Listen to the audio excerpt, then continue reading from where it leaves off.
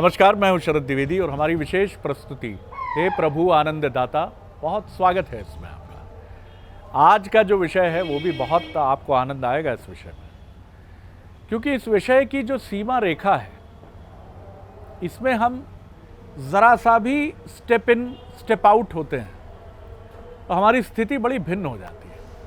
इसको ऐसे समझिए कि ये बिल्कुल वैसा ही है कि जैसे एक कोई बीच में लाइन हमने खींच दी है और इस तरफ सब कुछ मर्यादा के भीतर है और जरा सा भी कदम उधर बढ़ा तो देखिए मर्यादा का भंग होने का कोई प्रतिशत नहीं होता कि आपने 2% मर्यादा भंग की है, आपने 5% की है, ये भाई साहब 50% के हैं और ये 100% के। इंटेंसिटी होती है, ये बिल्कुल सही बात है कि तीव्रता है मर्यादा भंग होने की, लेकिन मर्यादा भंग तो आप कह लीजिए कि 100 के सूक्ष्मांश के बराबर भी हुई तो वो हुई। और ये जहां हम मर्यादा को भंग करते हैं वो है स्वतंत्रता और स्वच्छंदता। स्वतंत्रता हमें 1947 को मिली 15 अगस्त को, और उसको हमने हाथी की तरह सहेजा है और ईश्वर करे दुनिया का ये सबसे बड़ा लोकतंत्र इसी रूप में आगे बढ़ता रहे। लेकिन कई बार जब इस देश में 135 करोड़ की आबादी वाले देश में हम बहुत सारी समस्याओं को देखते हैं तो उनका कारण सरकारें नहीं होती, उनका कारण होता है आपका हमारा, हमारी सरकारों का भी कई बार, हमारे जनप्रतिनिधियों का भी कई बार, उनका वो स्वरूप जिसको आप कहते हैं कि वो स्वतंत्रता से अधिक कुछ स्वच्छंदता की तरफ बढ़ चला है। आज स्वतंत्रता और स्वच्छंदता के इसी स्वरूप पर हम बात करेंगे। हमारे साथ हैं मानस मर्मज्ञ, भगवत गीता के अध्येता प्रोफेसर सुरेंद्र बिहारी गोस्वामी जी। बहुत स्वागत करता हूं गोस्वामी जी। नमस्कार। आज का विषय आपके सामने है। आपने बड़ा सुंदर विषय लिया है और आपके विषय को देखते हुए मुझे अध्यात्म रूपी औषधालय में जाना पड़ गया।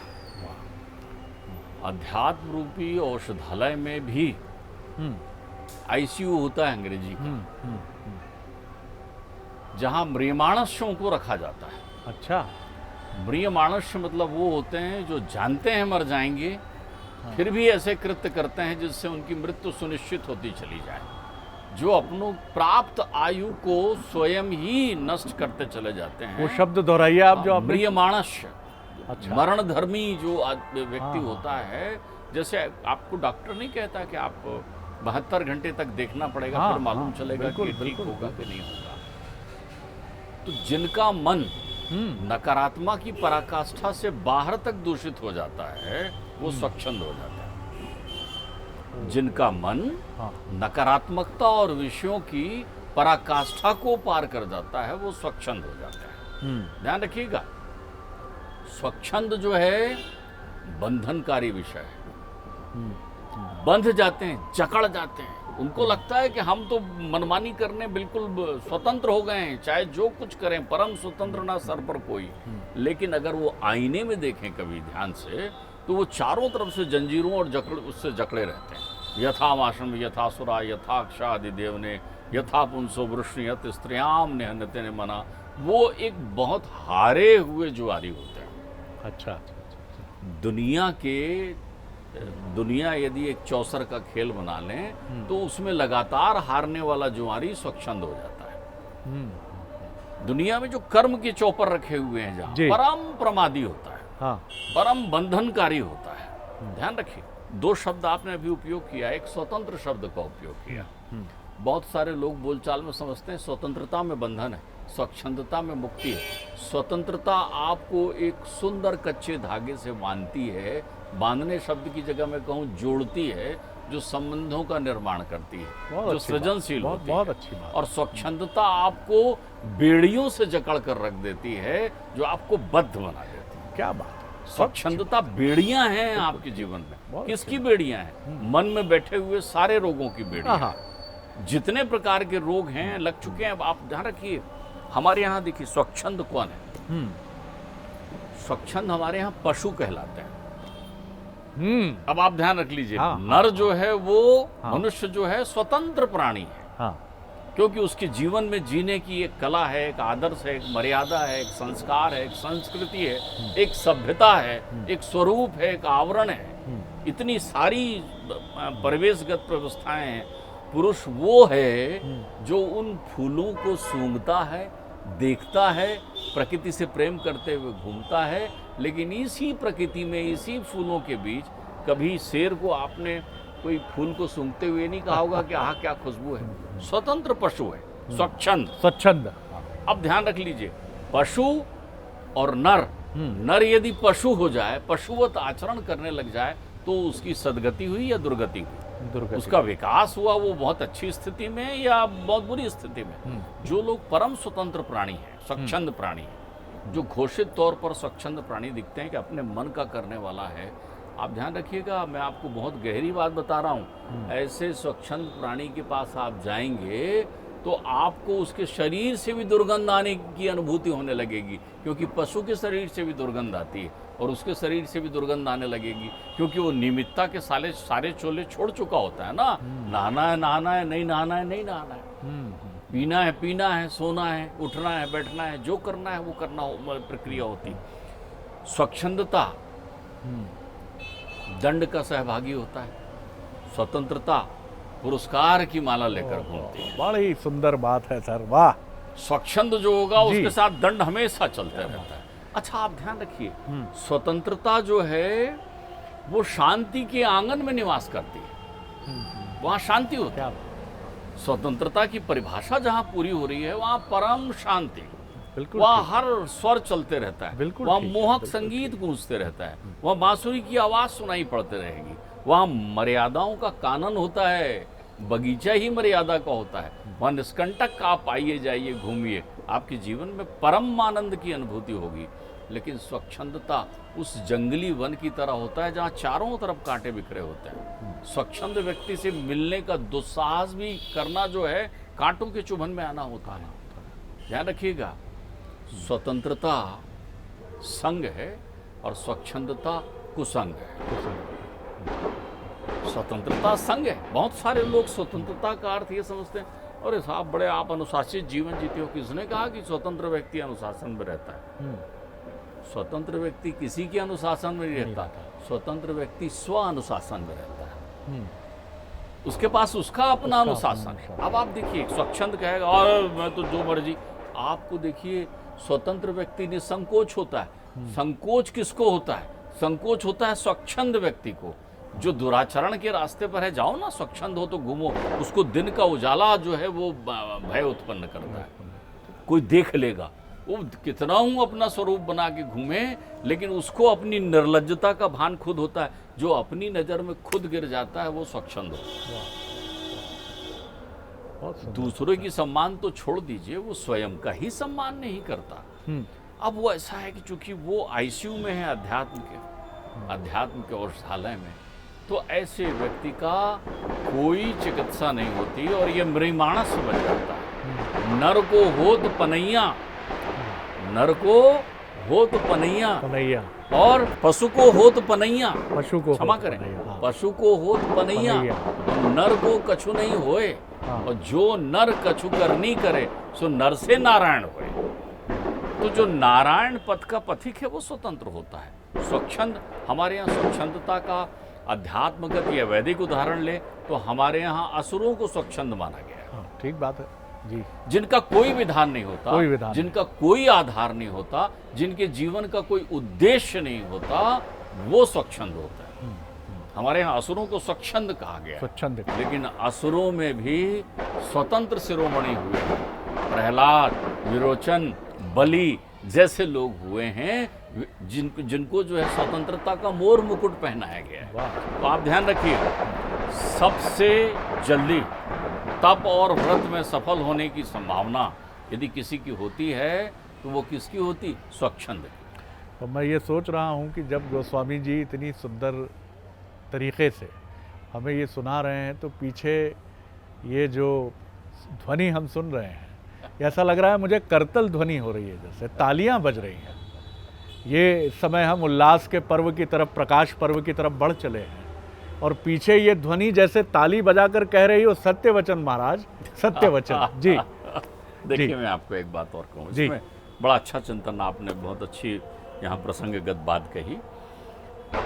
मैंने अभी आपसे एक मूल बात कही थी कि स्वच्छंद व्यक्ति यदि व्रत तप जप या कर्म करे तो उसको सबसे जल्दी सफलता मिलती है। वाह, क्योंकि वाह, देखिए, जिसके जीवन में माइनस है, कुछ भी नहीं है, कुछ भी नहीं। ऋणात्मक है, उसको एक पैसा भी दिखेगा। हाँ हाँ हाँ हाँ। जो धनी हो चुका है, जिसके पास जो है 99 हैं, 100 हैं, हजारों हैं, उनका एक पैसा भी, मान लीजिए एक सत्कर्म में चलने वाले व्यक्ति ने कोई शुभता का काम कर दिया जी, राम राज्य में, न जाने प्रत्येक परिवार नित्य प्रति शुभता का कार्य करता था, उसका उल्लेख नहीं है, उसका उल्लेख नहीं है। क्यों? वो राज्य ही राम का है।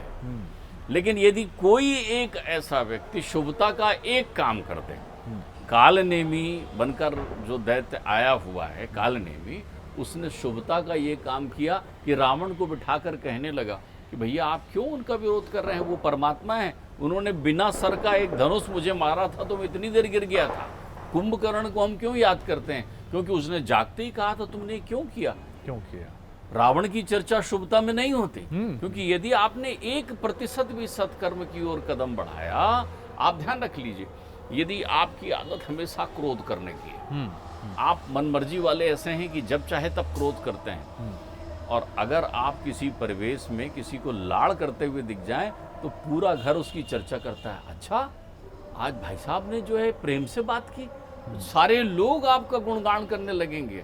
तो जो भी व्यक्ति स्वच्छंदता के रास्ते पर होता है, उसके स्वतंत्रता के रास्ते में लौटने की संभावनाएं अपेक्षाकृत अधिक होती है। इसलिए आप देखिए कि असुर जब तप करते हैं तो उनको फल तुरंत देने परमात्मा आ जाते हैं। व्रत कर रहे हैं, अब ये अलग बात है कि उस व्रत का फल आप क्या प्राप्त करना चाह रहे हैं, ये आपकी मना स्थिति पर है, लेकिन परमात्मा प्रकट होते हैं। देवताओं को असुरों की तुलना में 1000 गुना अधिक तपस्या करनी पड़ती है। अच्छा, 1000 गुना अधिक तपस्या करनी पड़ती है, क्योंकि वो देवत्व को प्राप्त करना चाह रहे हैं। लेकिन असुर जब तप करते हैं तो मेरे परमात्मा दौड़े चले आते हैं ये सोचकर कि अच्छा ये पुत्र जो है शायद सन्मार्ग पर चलने के लिए तप कर रहा है, तो मैं पहले चलो। कितना तो सुंदर। जब भी कोई स्वच्छंद मीमांसा का सन्मार्ग पर चलने के लिए आहा। केवल चिंतन करता है, क्या बात है। केवल एक आलोचक अगर आलोचना करने के स्थान पर प्रशंसा करने लग जाए तो फिर क्या होगा? सब लोग चौंक जाएंगे, आप आज प्रशंसा कर रहे हैं। कई बार ऐसा होता है, हमने देखा है, खासकर ये पत्रकारिता क्षेत्र में और राजनीतिक क्षेत्र में आता है कि जब राजनीति में पक्ष विपक्ष की खूब घमासान मची हो और अचानक कोई पक्ष वाला आदमी विपक्ष के किसी सदस्य की प्रशंसा कर दे, या कोई विपक्ष वाला किसी पक्ष के सदस्य की प्रशंसा कर दे, तो वो आपके यहाँ हेडलाइन बन जाती है, उनने उनको याद किया। इसलिए हेडलाइन बन जाती है क्योंकि उन्होंने अपना वो दायरा जो स्वच्छंदता का है उससे बाहर निकलकर स्वतंत्र होने का प्रयत्न किया। क्या बात है, स्वतंत्र होने का प्रयत्न किया।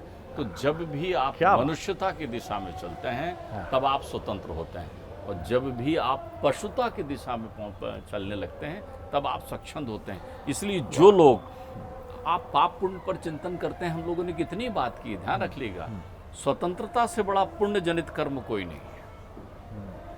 अगर आप स्वतंत्रता का अर्थ केवल इतना है कि स्व अनुशासन और मर्यादा, और मर्यादा का अर्थ पर्दा नहीं होता, मर्यादा का अर्थ होता है एक मनुष्यगत विधि सम्मत मार्ग पर चलना। मनुष्य की तरह चलिए ना, आप मनुष्य हैं, मनुष्य के पथ पर चलिए। मनुष्यता प्राप्त कर रहे हैं आप, जो भी प्रयत्न कर रहे हैं मनुष्यता प्राप्त करने, आप स्वतंत्र हैं। और आप ज्यों ज्यों मनुष्यता को छोड़ते चले जा रहे हैं त्यों त्यों आप स्वच्छंद हो रहे हैं, और आपके जीवन में वो स्वच्छंदता आ जाएगी। वाह। तो इसलिए आप स्वच्छंदता, जो लोग स्वच्छंद पथ के पथिक हो चुके हैं उनसे तो मैं, अगर आप हमको सुन रहे हैं तो मुझ किंकर का एक किंचित निवेदन है ऐसे लोगों के लिए, मुझ किंकर का एक किंचित निवेदन,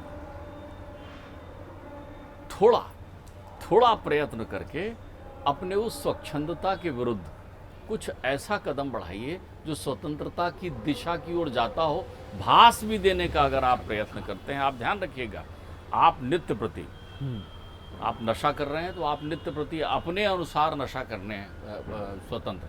पिताजी भी वहीं से गुजर रहे हैं, तब भी आप नशे में बैठे हुए हैं। अच्छा देखो, एक बहुत नशा करने वाला आदमी जो पिताजी की भी अवहेलना करता है, बहू बेटी की भी अवहेलना करता है, एक दिन सोच ले कि आज जब मैं पिताजी के पास जाऊंगा तो नशा नहीं करूंगा। एक दिन सोचे ना, एक जब वो अपने पिताजी के पास से गुजरेगा या पिताजी के पास पहुंचेगा और नशे में नहीं होगा, फिर पिता की आंखों में देखे कि कितनी कृपा और आनंद का आशीर्वाद उसकी तरफ बढ़ रहा है और कैसे उसे एक व्रती होने का फल प्राप्त हो रहा है।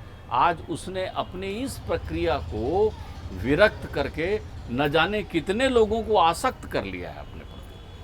बहुत सुंदर बात आपने कही है आज, और मैं इसको एक बहुत विद्यार्थी भाव से, मतलब मैं आपसे सच कहूँ तो मतलब इस अंतर तो मैं जितना मेरी बुद्धि से मैं समझ पाता था, लेकिन आज आपने स्वतंत्रता को एक सुवासित पुष्प बनाया, और है सुवासित पुष्प, और स्वच्छंदता बिल्कुल ठीक आपने कहा। मैं आपकी वाणी से जब ये शब्द झर रहे थे तो मुझे 70 और 80 के दशक में हिप्पी मूवमेंट जो था, बाल बड़े करके युवाओं का, और नशे और उन्मुक्त यौनाचार की तरफ बढ़ना, गिटार, बड़े बाल, ड्रग्स का बेहिसाब सेवन, और उनका यही कहना था कि ये हमारी दुनिया है और हम अपने हिसाब से चलेंगे। लेकिन वो एक किस्म का पशुवत आचरण है। माफ़ कीजिएगा, क्षमा कीजिएगा, हम किसी के वैयक्तिक जीवन पर टिप्पणी करने के अधिकारी नहीं हैं। जी मैं आपके भाव, शब्द और भाव की प्रक्रिया अपनी जगह है, मैं आपके भाव से सहमत हूँ। अब आप देखिए, आपने कितनी अच्छी बात है। भौतिकता को आप भोगिए ना, मना किसने किया? हाँ, ठीक बात है जी। भौतिकता को भोगने में कोई प्रतिकूलता नहीं, लेकिन भौतिकता को भोगते समय आप केवल इतना चिंतन याद रखिए, अपरुच भोजन पररुच श्रृंगार वो करिए जिससे सारे लोगों में आनंद की अनुभूति हो, और आहार वो करिए जिससे आपको तृप्ति मिले। लेकिन अगर आप ऐसा श्रृंगार कर रहे हैं जिसकी शोभा नहीं, जिसकी कुरूपता प्रकट हो रही है, तो फिर आप स्वतंत्रता की मर्यादाओं का। बिल्कुल आपने ठीक कहा। और मुझे एक कम्युनिस्ट देश में कम्यून सिस्टम शुरू किया गया था, जहां ये कहा गया कि एक फार्म हाउस में स्त्री और पुरुष रहेंगे और इनके बीच में पति पत्नी का संबंध नहीं होगा, और कौन किसका पुत्र है, इस तरह के दायित्व को पुत्री है उठाने की आवश्यकता ही नहीं है। इसका कम्यून संचालन करेगा। लेकिन वो व्याभिचार की तरफ बढ़ चला, उत्तरदायित्व विहीनता की तरफ बढ़ चला। तो जैसा आपने कहा है कि स्वतंत्रता एक मर्यादा है जो जोड़ती है। जी देखिए, मैंने आपसे कहा ना कि स्वच्छंदता बंधन है और स्वतंत्रता संबंध है। जहाँ भी संबंधों की मिठास है वहाँ स्वतंत्रता है, और जहाँ वो संबंधों की मिठास नहीं है, स्वच्छंदता है, वो बंधनकारी है। अब आप एक बात समझिए, गृहस्थ जीवन को लोग बंधनकारी समझते हैं। गृहस्थ जीवन बंधनकारी नहीं, संबंधकारी है। क्योंकि, और मैं आपको एक चिंतन और कहूँ यहाँ पर, कि जो स्वच्छंद व्यक्ति होता है, न उसका घर हो पाता है, न वो कहीं घाट हो पाता है। वो केवल भटकते ही रहता है और भटकते ही रहता है। ठहराव उसके जीवन में नहीं होता। स्वतंत्रता, जो स्वतंत्र पथ पर चलने वाला व्यक्ति है, न केवल उसका घर होता है, बल्कि उस घर में एक समग्र व्यवस्था विद्यमान होती है। स्वच्छंद व्यक्ति रेगिस्तान में महल बनाने की परिकल्पना करता है, और स्वतंत्र व्यक्ति जो है हरियाली के घरौंदे में एक झोपड़ी बनाकर रहता है। बहुत सुंदर बात आपने कही है। और इसी बिंदु पर हम विराम की तरफ बढ़ते हैं। मैं फिर कहूँगा कि मैं आह्लाद से भरा हूँ भीतर तक, क्योंकि कई बार युवावस्था या कुछ नई दृष्टि की तरफ बढ़ने का आग्रह, जो आग्रह से अधिक दुराग्रह बन जाता है। जब आप कहते हैं कि नहीं, हमें स्वतंत्रता से अधिक चाहिए, ये स्वतंत्रता नहीं है। स्वच्छंदता पशुवत आचरण की तरफ जाती है। स्वच्छंदता आपको ये साफ तौर पर कहती है कि आप यहाँ मनुष्यगत मर्यादाबद्ध आचरण नहीं कर रहे हैं। आप उस वन के बाघ की तरह हैं जिस पर कोई मर्यादा नहीं है। ये बहुत, जी आप कुछ मैं एक बात और कह दूं। जी, जहाँ अधिकारों की सीमा खत्म हो जाती है वहाँ आदमी स्वतंत्र होता है, क्योंकि तब कर्तव्यों के पुष्प खिलते हैं। स्वतंत्रता किसी सीमा का नाम नहीं है। स्वच्छंदता तो जो है सीमा का अर्थ ही नहीं है। बिल्कुल स्वच्छंदता का अर्थ होता है आपकी उपस्थिति ही नहीं है। बिल्कुल। और स्वतंत्रता आपको उपस्थित करती है कहाँ? बिल्कुल मानव जीवन में, संसार में। और मैं ये भी समझ पा रहा हूँ कि स्वतंत्रता स्वीकार है और स्वच्छंदता एक नकार भाव है। स्वतंत्रता आपको एक बुद्धि का नाम है और स्वच्छंदता अराजकता का नाम है। आप स्वच्छंद होने के नाम पर पाखंड करते हैं और एक बड़ी सी जंजीर अपने शरीर में, अपने मस्तिष्क में बांध लेते हैं, क्योंकि आप या तो किसी विचार से आबद्ध हो जाते हैं जो आपको अराजकता की तरफ ले जाता है, या फिर आप अपनी जीवन शैली को ऐसी बना लेते हैं कि नहीं, ये जो चल रहा है ये स्वतंत्रता नहीं है। नहीं साहब, नहीं नहीं, जो कुछ मर्यादा मूल्यगत है वही स्वतंत्रता है, और जो इनसे परे है वो स्वच्छंदता है। और मैं फिर दोहराऊंगा, गोस्वामी जी के शब्द हैं, वो पशुगत आचरण है, वो पशुओं जैसा आचरण है। अद्भुत रहा सर आज का डिस्कोर्स, मज़ा आ गया, आनंद आ गया। प्रणाम आपको। अगले एपिसोड में हम कुछ और ऐसे ही मन को छूने वाले विषयों के साथ फिर मिलेंगे आपसे। नमस्कार।